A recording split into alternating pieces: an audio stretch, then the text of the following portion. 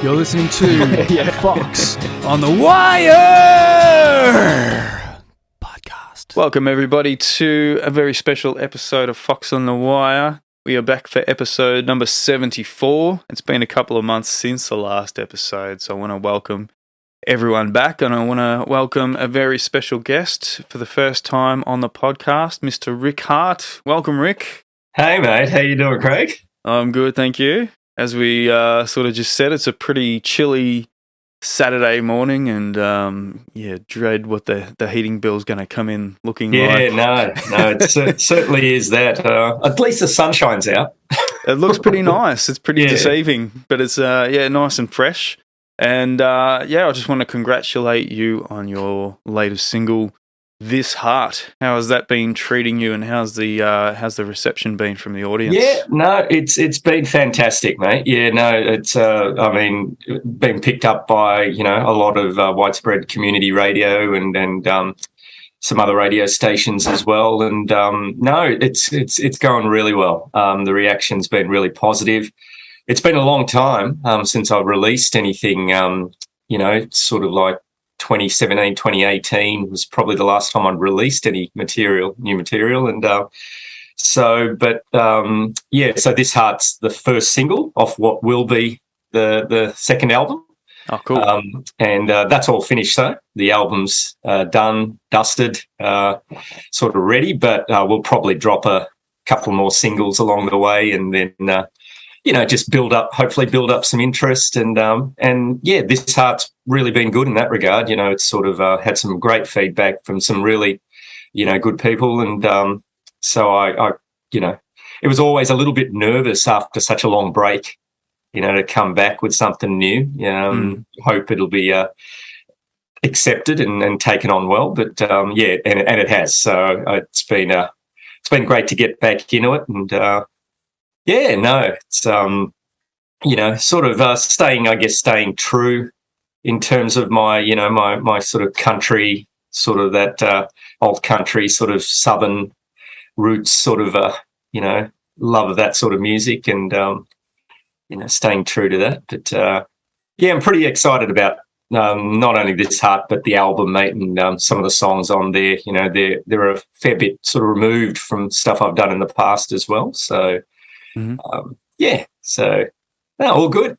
Excellent. Well, I sort of asked you if you'd wanted to come on the show a couple of weeks ago, so you said yes, and I thought, I better check out some of his latest tunes, This Heart being one of them, and it was one of those songs that gets stuck in your head and drives you a bit bonkers. So, I've had that going around my head for a couple of weeks now in the lead up to this, so thank you for that. No, that's all. That's good, mate. It's good. That's the intention. I mean, it's just, I guess, not being a musician per se, I sort of taught myself to play the acoustic guitar really more for just to write songs. I haven't come from I sung for a lot of bands, cover bands and that through the 90s and things like that, but I've always just been a kind of a front man, never really played the guitar and that. So I've always just come from that, loving the hooks and loving those, the melodic sort of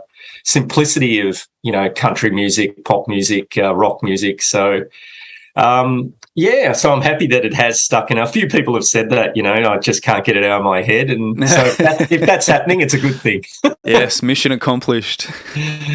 Yeah, no, absolutely.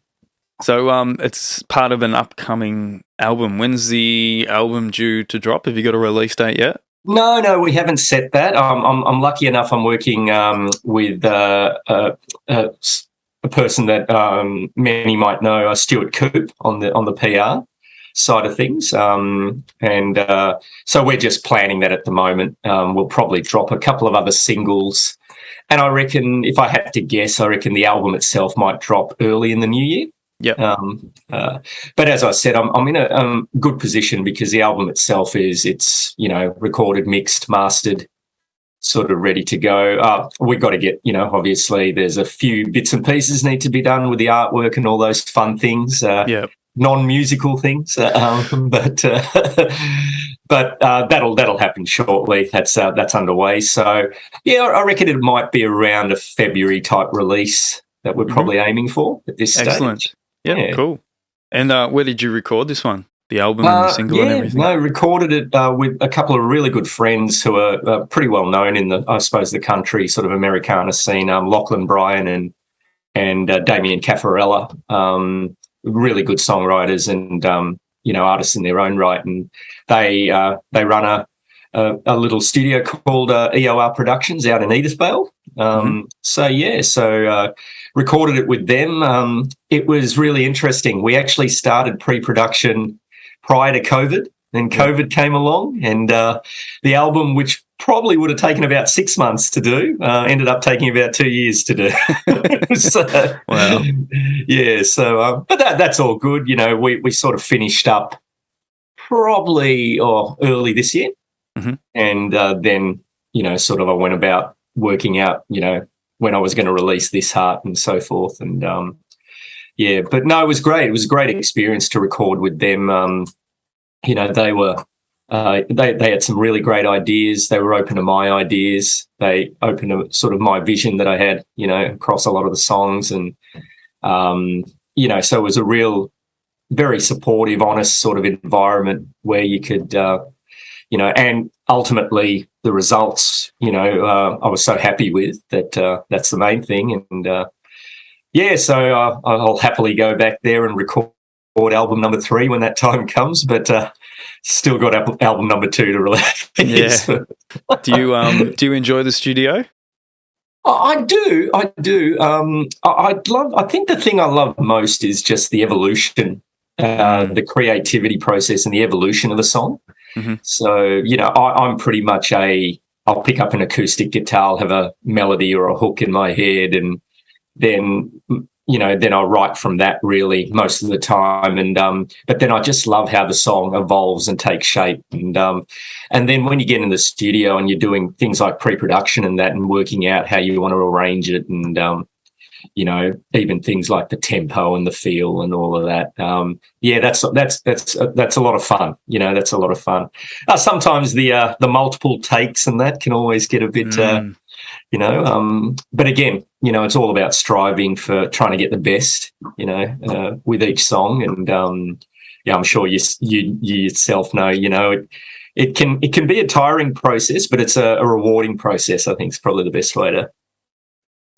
Yeah, I think if you're in the right frame of mind, you can focus, and you know how to challenge yourself, and you're working with the right people in there. You know what you can achieve, you know what you're capable of, and it's just being able to get there. I think for this album number 2 in particular, how prepared did you have the songs before you went in there for pre-production and stuff like that? Like, did you? Yeah, no. A few of the songs I'd sort of were when I say carryover, they were songs that we played live when I had my old band Rick Hart and the Sweet Addictions going, and so they kind of had their sort of tempo kind of feel. In some of the other ones, it was more really just the vision, the essence of what I wanted for the song, and just trying to articulate that with the guys when we were doing the pre-production, and just saying, I envisaged this as,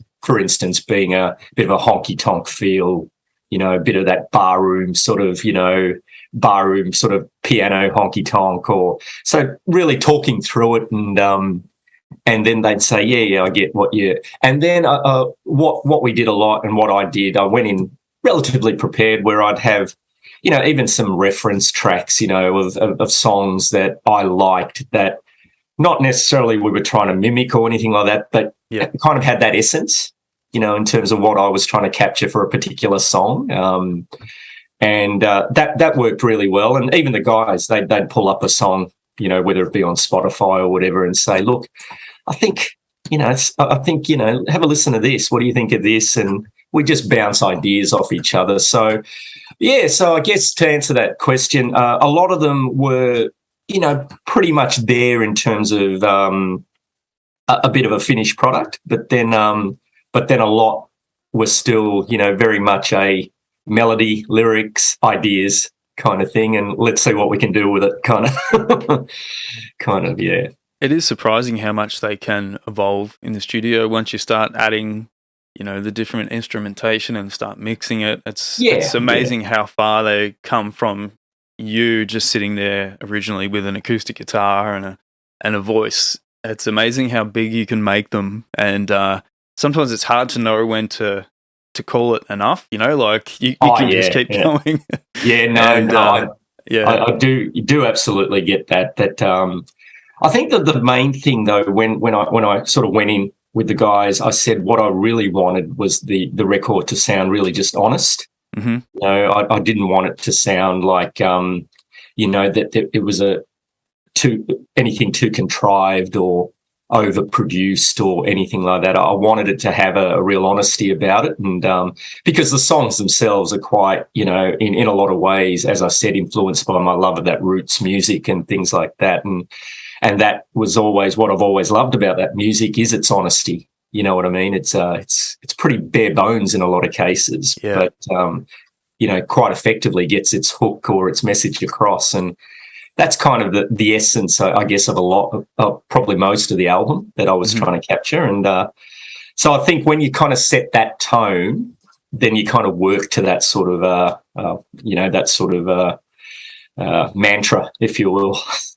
Were you conscious of being able to replicate most of the elements of what you were recording live with the band that you play with? Like, because sometimes you go in the studio, you go nuts and you add all these things, but when you get to the live setting, you don't necessarily have those elements. Were you conscious of being able to replicate those when you play live most of the time? Yeah, no, that's a really good question, mate. I think I'm always a bit conscious, even when we did the first album, and now, admittedly, there was things on the first album which I've just never replicated live. There are songs on there that have horns, and I've never, but it worked, in terms of the recording. But you always knew that, I'm not really going to be able to.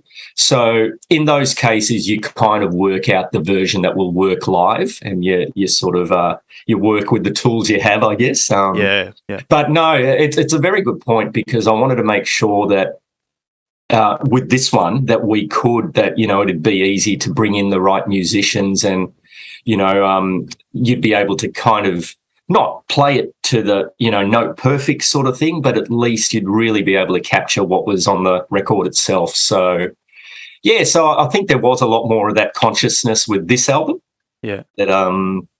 That I wanted to. Lucky enough, I over the time I've built up relationships with musicians that I can bring in to help with those things. And I don't think we've got any unusual instrumentation, too unusual anyway. It might be a little bit challenging to find maybe a banjo player or for a couple of the songs, but for the most part, I think I'm pretty confident that I'll be able to get the right people to help replicate that. Excellent. So you've got a bunch of shows. I think you've even got one tonight at the Post Office Hotel. Tonight's actually a band launch with a new band that I've put together, and I'm fronting a band called No Sleep Till Texas. And that really came about from a labour of love that my pedal steel player, Brendan Mitchell, and I had for old school honky tonk and, country and that sort of Western swing sort of music, Waylon Jennings and George Jones and, the like, and Buck Owens and all that sort of stuff. So it's really, at the moment, it's more of a playing, I guess, our sort of take on those country sort of classics, with the eventual intent of bringing in some of my own stuff into the set lists as well. Songs that I've kind of written which are more geared towards what the band's doing, as opposed to, it's always a hard thing because, ultimately they're songs written by Rick Hart, but then there's the Rick Hart, thing, which is quite separate. And then it's been actually quite enjoyable with the new band to start writing songs with this new band in mind as well, So that's going to be a bit of fun. We launched that tonight at the Post Office Hotel in Coburg. Playing a couple of sets there, so that'll be a lot of fun. And got a few more shows with them coming up, and then got a couple of my own shows coming up as well. you know, so enough to keep me busy and keep a smile on my face, mate, and the juice is flowing. Yes. So your own shows, is that you just solo at the moment?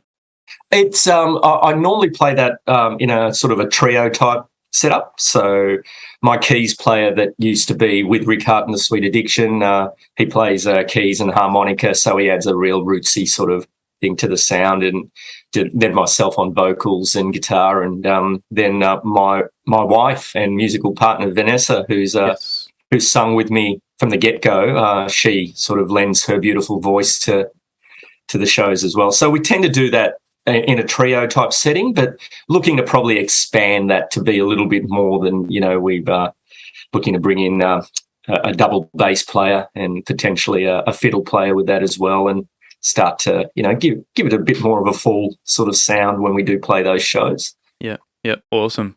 Well, with your No Sleep Till Texas lineup, who's in the band, and what sort of instrumentation have you got with those guys? Yeah, no, that's myself on vocals and an acoustic guitar, and then we've got Paul Robertson, who's on electric rhythm and lead guitar, and then we've got James Taylor, who is not the James Taylor, but James Taylor, or JT as we call him. He's on double bass and backing vocals.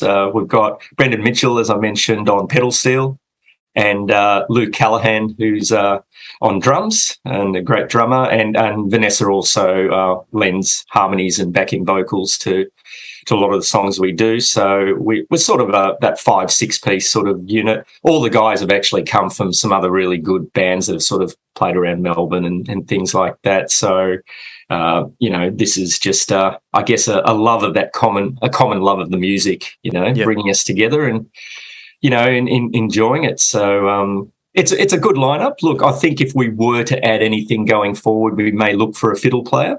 But for now, I think the 5-piece, you know, 5-6 piece is working pretty well.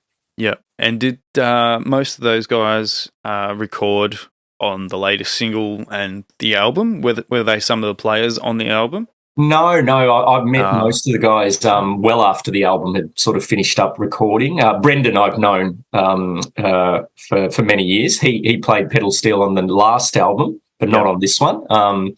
This one, any of the pedal steel was played by Ben Franz, who some people might know, plays great pedal steel player himself, and plays with a lot of bands around town as well. And so he played pedal steel on this. We also were lucky enough that we had Luke Moller playing fiddle on some of the songs. Very lucky that Damien Caffarella himself, who produced the record or co-produced, plays pretty much every instrument under the sun. So he was able to sort of take care of most of the other instrumentation. Lachlan played piano and keys on there as well. So both of the guys, you know, did some backing vocals as well. So there's and Vanessa sings a lot of backing vocals on there as well. So so we were. It's a very different sort of than the lineup that the band you know has, and in some ways it's good because you know it's kind of you know a real split personality, you know, that whole Rick Hart thing, and trying to consciously keep it quite separate, but the very nature is there's synergies there, so you leverage off both to try and I guess ramp up both or succeed with both. So must be good playing with lots of different players and probably highly skilled players as well in their own instruments. It's totally brilliant. I mean, I'm loving this because it's been probably the best part of 4 years since I've regularly played with a band, and I forgot just how much I missed it. It's all great. It's all good and well to do your solos or your duo and trio shows and that. I love that. Don't get me wrong, but it's just a totally different energy, with a band, and you've got that full sound, and it just really, you just find you're just feeding off the crowd, all those things that sort of come with playing with a full band. It's just I forgot how much I missed it, really. It's nice to have the best of both worlds, I think, being able to play with the band and then being able to go and do your solo thing, because both are beautiful things. I love being able to get up there solo and just, have the focus and have the space, but then playing with a band, like I've forgotten, probably how much I miss it. It's been a little while for me now, so I definitely understand what you mean. So, but I think it's nice to have the best of both. Oh no, absolutely, absolutely. And I think and because you sort of, I'm finding I'm enjoying even those stripped back gigs more now. It's sort of like, because it's a very different dynamic. So you do feel that you can do different things. You can, you can sort of, there's a real different honesty attached to those shows, So no, you're totally right, mate. Yeah, and I am a big sucker for the female-male duet vocal, which you and Vanessa do awesomely. It's something I've always been a fan of, whether it be in country music or whatever it might be. But that's a really cool thing you've got going there. So thanks, mate. She must be your secret weapon. Oh, look, mate, she's great. We're actually trying to encourage her, because she's got such an amazing voice, to do a lot more. So we can bring in some female-oriented songs with the No Sleep Till Texas band, and she's a little hesitant at the moment. Mm-hmm. She likes being that sort of that harmony backup sort of singer, as opposed to being that out front sort of singer. But we've got a couple of duets that we're sort of working into the band's set lists and things like that. And then I think as we continue, as that confidence builds, I'm sure we'll get her to sing a couple of songs with me, sort of singing the backing, but it's great, we, I guess we work through a lot of the vocals, whether it be my songs or these songs. We just sit here and work through harmonies and things like that. And even that's just quite enjoyable to see how they evolve and things like that. So, yeah. Well, look forward to seeing more of that. Hopefully, might get out to a show or two of yours. I've sort of kept away from, all the live stuff lately. I sort of haven't come back out of the bedroom in the last couple of months.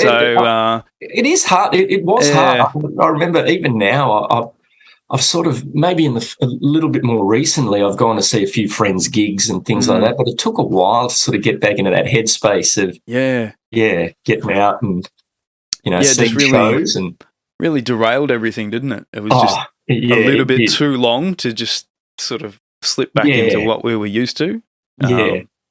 And I think it just created so much uncertainty that even just to try booking shows and that, you just didn't know what lay ahead. You were booking them quite nervously, thinking, well, this could just as easily be canned or cancelled or whatever. And people may not show up because they're a bit nervous to come out, and all those sort of things go through your head. And, I mean, we've had shows since we've been back where there's been, a couple of it have been hardly anyone there, and then we've had shows where there've been, full rooms. So it's kind of it's still, I think people are not quite sure, it's sort of like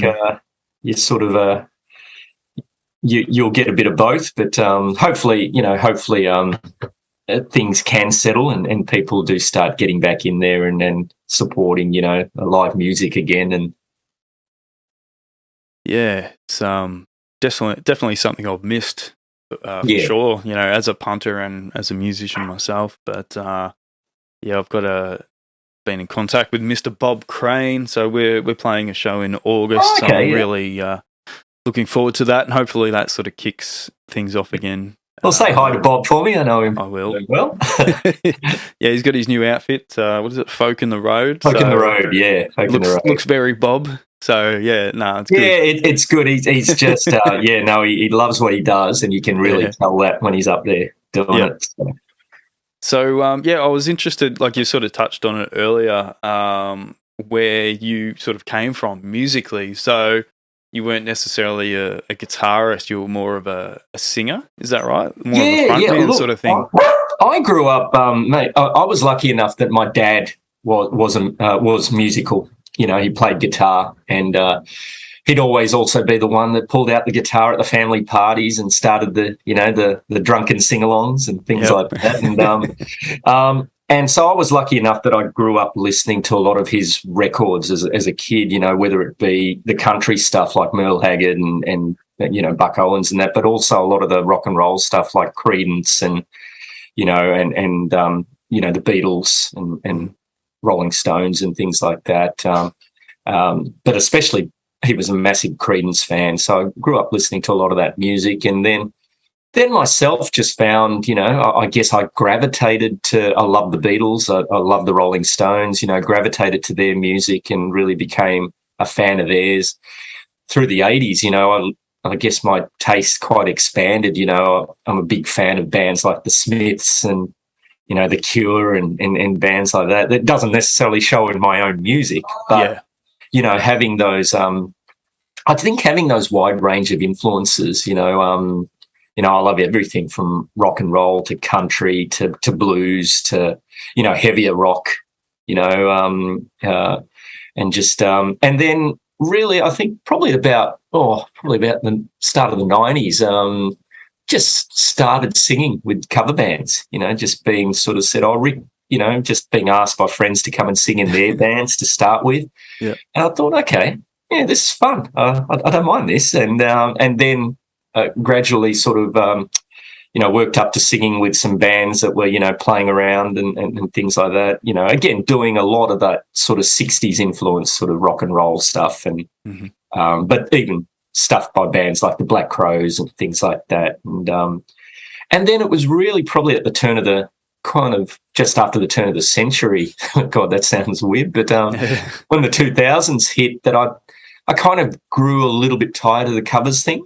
Yeah. And that's when I started to sort of just write, write more of my own stuff and picked up the acoustic and started to just work out all the chords and, you know, things like that. You know, I'm still very much a rudimentary guitarist, you know, and yeah, I just found that I got so much out of that writing my own songs that that eventually my wife said, you've written so many songs, why don't you get off your butt and, actually put a band together and start doing something with them, you know, and then I did. So around that early mid-2000s, you know, had a couple of bands that sort of started playing my stuff around, still very much that alt country kind of southern rock kind of country influence stuff, playing around Melbourne in different pubs and so forth. Then probably about 2006 or thereabouts, the family started and still kept writing, but went on a bit of a, you know, performing hiatus for a fair while, and really was probably only about 2012 that I started, you know, just doing a few solo things around again, and then in about 2014, thought about, you know, I better start maybe record something. Recorded my first EP, the Spiral EP, and was lucky enough that ended up, you know, winning a couple of awards. Nice. That sort of helped finish the EP. Yep. And then after the Spiral EP, put a band together to start playing those songs sort of live, and that band eventually ended up being Rick Hart and the Sweet Addictions, and that was the band I pretty much played with when we toured the first album, Let Me In, so forth, and that was great fun. You know, it was really great to have that band and the gigs we played and what we did, and and then about 2018, sadly, one of the members, we lost one of the members, passed away. And I guess I took stock because the member that did pass away was probably really my right-hand man in the band. You know, he played sort of with me even when I did just the strip back thing and stuff like that. And I think I just wasn't in the headspace at that point to continue with the band. Yep. So I sort of pulled the plug. And then really, I never stopped writing, but just kind of, drifted away and then just started doing the more solo and duo thing, and really didn't want to get back into a band for a while. And Yeah, and then eventually I thought, no, I miss that energy. I miss that camaraderie that comes with it. So, and I think the No Sleep Till Texas sort of chapter is a good one because I was able to just play, and we focus on songs that we love, not my songs. So you don't have that sort of anxiety of trying to build up your own songs and that yet. Yep. We've sort of been playing other people's songs that we love, and that's kind of, I guess, got the juices for a band flowing again.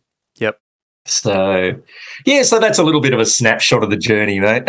Cool. And where did that name come from, No Sleep Till Texas? I was curious about that. We were just throwing around band names, and I've always loved band names with the something. Yeah. But the guys weren't as keen on that, and we threw up a bunch of names, and that was one I threw up amongst all my selections. And I guess we just sort of said, well, okay, let's look at the various selections, let's shortlist them, and that one seemed to stick. I guess we were trying to find a name that kind of gave people the indication straight off the bat that we've got a bit of a country vibe to us. Mm-hmm. So you could, I guess, see the name or see the branding and straight away that we're probably that way inclined. Yep. So the identity, it was a pretty, in line with the identity of the band. And, it just stuck. It just seemed to run off the tongue. And then we ran it past a couple of people, I guess, that were close to us. And they said, they love the name. And we thought, okay, let's go with that. It's cool. It is a cool name, and, you do get that sort of country vibe, I think. So, you're right. It's And look, for me, it was a little bit of a shout-out. I've got a lot of family. Vanessa and I have got a lot of family in Texas. Ah, nice. And I was lucky enough that in 2014, I got to, when we went over for a holiday, I actually got to play some shows there as well. And so Texas always held a little, a special place. Yep. For me. So it was a kind of a little a homage to that as well. Mm-hmm. Yeah.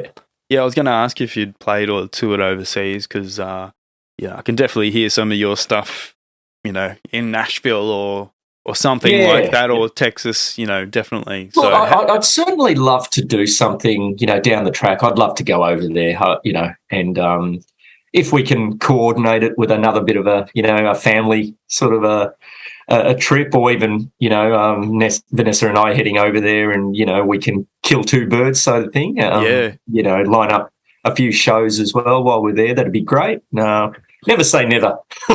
Yeah, awesome. So it seems like the songwriting thing has usually come pretty easy for you. I mean, not easy, but, it's been a natural thing for you. Is there anything in particular that's always sort of inspired you to songwrite, or is it something that just sort of almost naturally came out of you when you picked up a guitar and strummed a few chords? And look, it's probably a great question, mate, because it's probably a variety of things. I don't know if I could pinpoint one thing. Yeah. I've always been a huge fan of lyrics, which is really why I love, artists like, whether it be Bob Dylan, whether it be the Smiths, whether, so many, that those bands. I just, when I hear a lyric that just blows me away, it just, it kind of inspires me to want to write stronger lyrics and things like that. But then I also love, I'm a lover of, hooks and just strong melodies that just stick in your head and things like that. And so I've always had, I guess, the love of those things that have sort of combined into, I guess, what I try to do as well with my own writing. Look, for as many songs as I've sort of kept, there's probably been twice as many I've gone, oh, that's Rick. That just sounds, There's got to be a few of those. Yeah. Has to be a balance.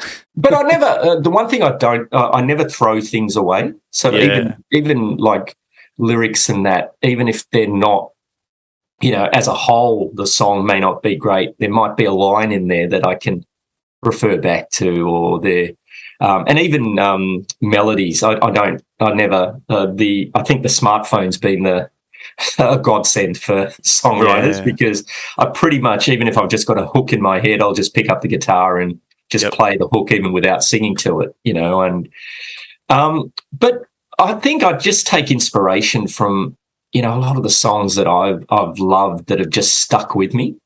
It's almost that's the driving force. You want to kind of write those kinds of songs that people go, oh, that song you played, that. And I think when I've played gigs before, one of the most rewarding things is when, people that you don't know come up to you after the show and say, that song you played, those words really hit home, or, that was just a great song. And for me, the rewarding nature of that kind of drives you to keep writing as well. Not that you write for external accolades or anything like that. For me, I write first and foremost because of the enjoyment and the love it brings to me. Sort of the I guess the enjoyment it brings myself. But when you get that, I'd be lying if I said when you do get those nice words and that sent your way, you kind of you're kind of on a cloud for a little while. You're sort of thinking, geez, okay, that song which I intended, sort of has actually hit someone, or connected. It's nice with to know. It's nice to know that it touches someone, Yeah, and I think sometimes that's the other thing, one thing I always say, I've never had the attention span to read novels, or I tend to have a pretty short attention span. Yep. So writing songs where they're kind of over in, whether it be 2.5 to 4 minutes or whatever, kind of like it kind of fits in with my my own attention span sort of thing. So so that's so it's always I guess it's always come easy because I always just love picking up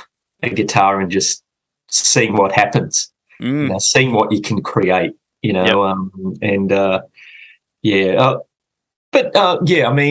when we say easy, sometimes there'll be songs that just come, as you would know, mate, yourself, songs that will just write themselves and you can pretty much write them in a half an hour, just straight through.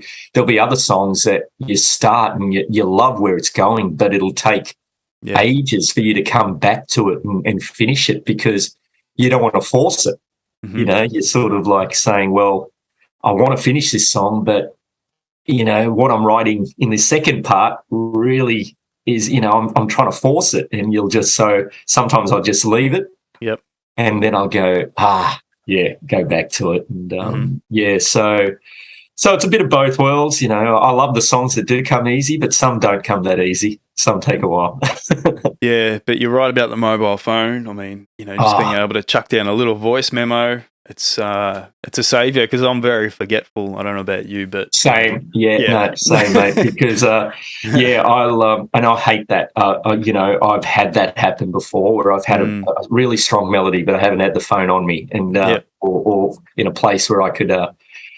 Or like I'm in a shopping centre or something, and it's like I can't just pull out the phone and just everybody quiet. I've just got to record something. Yeah. It'd be great. It'd be great if you could do that. And lo and behold, you've got home and you go, oh gosh, what where did that? Where was that melody? And so I've had that happen to me, but luckily, more often than not, I've got it with me. So and that little bank of potential songs or song ideas really builds and builds and builds, and I'll get around to them eventually. And, sometimes it takes a while, but that's okay. They're always there as long as you don't I lose think them. that's exactly it.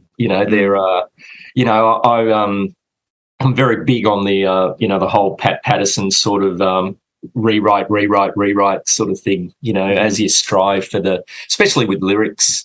You'll write lyrics and then you'll think, they're okay or they're good enough. But then all of a sudden this other lyric for a particular line will come into your head and you go, oh, that's way stronger. Yeah. It's it is the songwriting. That's probably the thing you touched on, mate, with me. It's probably the thing that drives me and brings a smile to my face more than anything. It's that just when you've written a song and you go, oh, I like that. That's a keeper. I think that feeling is sort of, it just lifts you for that time, that period in time. And sort of, yeah. So, yeah, I don't think it'll ever, no matter what happens in terms of the live stuff and that, I don't think it'll ever be something that I stop doing. I think I'll always write, because I find it's also my way to disconnect from, from things that, that sometimes, the sort of the hard days at work, or the maybe some of the negative things that might be going on in life, or maybe there's been some sadness that you've gone through and that, but it always just helps me disconnect for a little while even, and go to my happy place, I guess, so to speak. Yeah, it's a blessing being able to tap into your creativity, I think, and it's something I hope I never lose. I think it's just there for you as long as you're open to it. But it's amazing to see what you can come out with, like, and sometimes when you listen back to those old voice memos, you're like, oh, I don't even remember this, but that's really cool. Yeah. And then you got to go through your book and how did I play that? I forget. But yeah, it's incredible. Like, it's just amazing what you can come up with, basically. And it's definitely a blessing, this whole songwriting thing. It's definitely helped me for 20 years. So totally, mate. Totally. Yeah. Well, you got some shows. You've got tonight at the Post Office Hotel, but by the time this episode goes live, that will be in the past, probably. Yeah. I've got some other ones coming up. I'm doing a duo. Vanessa and I are doing a show, a house concert, with my good friend and super talented Christian Mizzi on August the 14th. And that's all up on Facebook as well. So if you go to my page, you'll be able to see it. But that's the Bayview sort of house concerts in Bitten, which is out near Hastings Way. Okay. So that'll be a lot of fun. Christian and I have been trying to do a show together for a while, and we were going to do one before COVID hit, and so we finally get to. I'm just got so much time for him. Such an amazing songwriter, but just as importantly, he's just a ripper bloke. And, just so humble. And so, looking forward to that. And then a couple of shows after that with No Sleep Till Texas. So I think on the 3rd of September, we're doing a Saturday afternoon show at the Coburg RSL. And then I've got a show myself on September the 18th at my local haunt in Rowville at the Project Brewing Company. And then on the 23rd of September with No Sleep Till Texas, again, we're playing the Lomond Hotel on that Friday night. So, there are a few of the shows that are coming up. So cool. Keeps me busy, keeps me excited. Yep. So rickhartmusic.com. That's it, yeah. So everything's there. They can find me on, they can follow Insta as well, which is at rheartmusic. Yep. And rheartmusic is also the Facebook tag, so they can find the page there as well and see all the gigs and things that are coming up. But the website's probably the best place. It's got all the shows. If they do like what they hear, it's got the the music and stuff there that they can download and purchase and so forth. So it's all those fun things now. The social media thing, I don't think I've quite grasped it just yet. But I was going to ask you about that. It's good. Look, it's good. I think it's the necessity. It's it's certainly. I'll be totally honest. It's certainly not the side that I enjoy the most. It's you kind of. I've always found it difficult trying to sell oneself. But look, it's a great avenue. I'd be lying, that's how people find you. That's how they get to know about you. And so it's all there, and they can find out and hopefully come along to a show or whatever the case might be. Yep.